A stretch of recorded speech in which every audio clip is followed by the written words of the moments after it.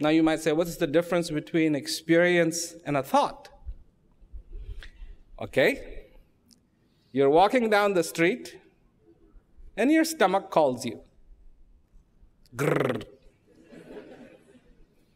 And all of a sudden you realize you are hungry. And you're walking. And a thought occurs. And it totally depends on your background. If you're an Indian, samosa.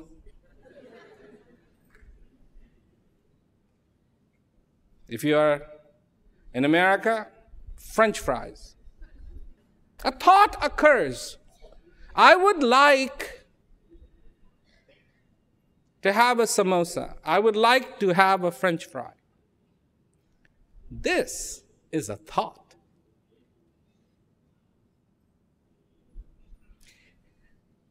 And will this thought be enough? No, because your stomach is going to call you again. After a few minutes, grrr. Another way of your stomach to say, telling you, hey, eat something, dummy. Don't just think about it, eat something. And maybe more you think about what you would like to have, maybe it will even get your mouth salivating. Another way to tell you, hey, eat it. Don't just think about it, eat it.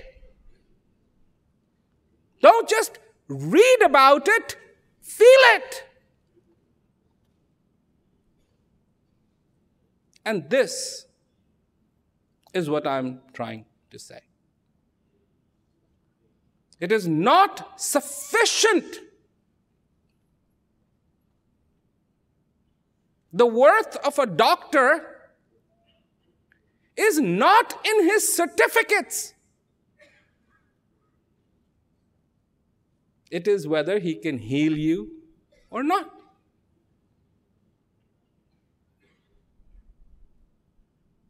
The concepts, the ideas, the descriptions are fine.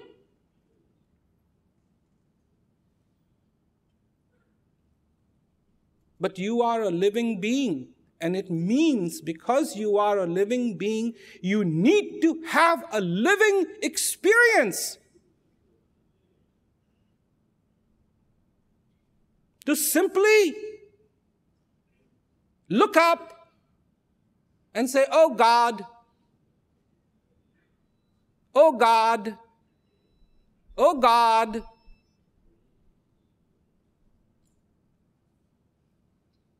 It's not sufficient.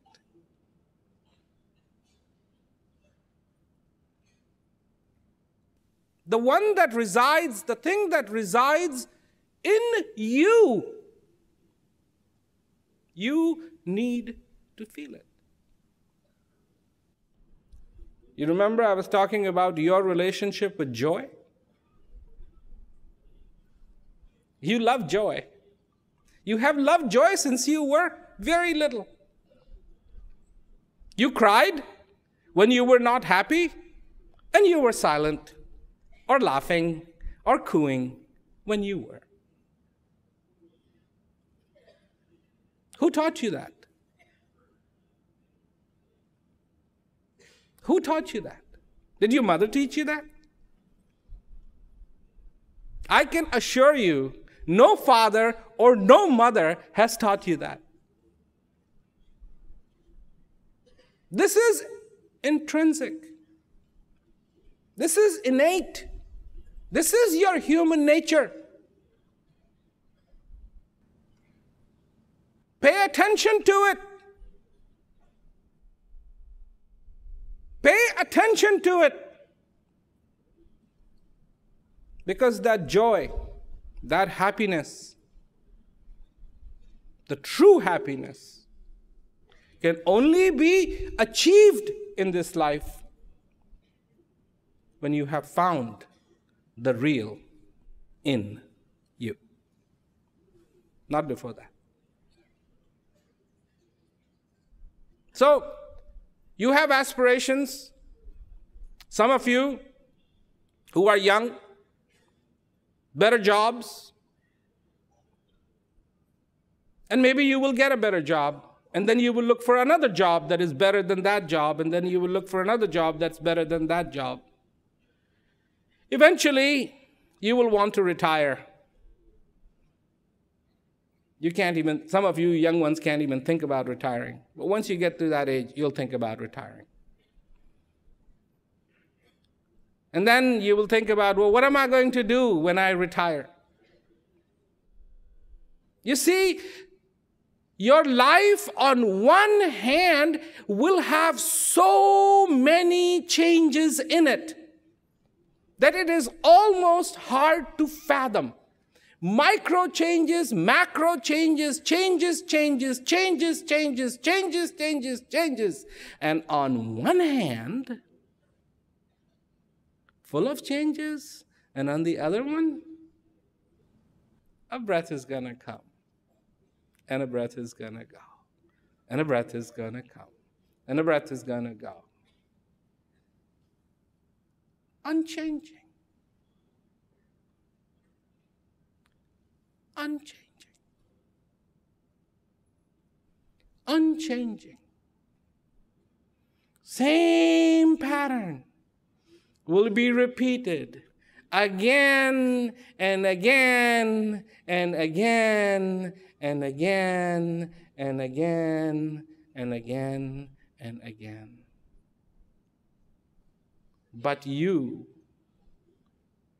do not know about this ocean of breath.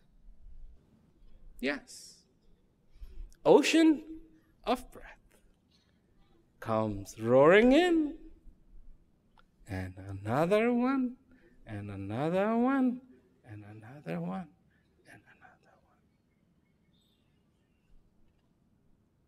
Perhaps you have heard its thunder,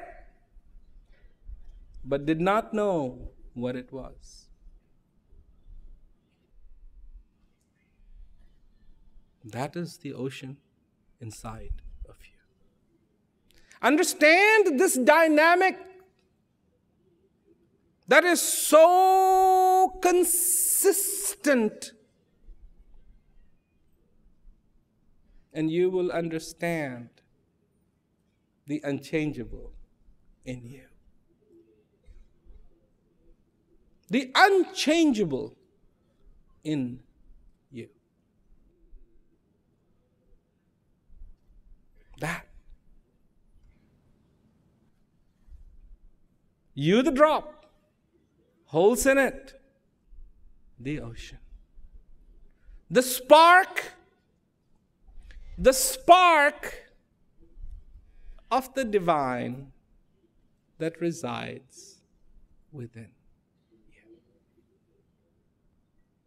That ocean is thundering and calling you to come and play with it, to surf its waves, to dive in, to feel the cleansing, to feel the freshness, to feel the beauty, to look at it, to admire it. That one that is consistently with you and ever changing. Like the ocean. You are the drop. You are the drop.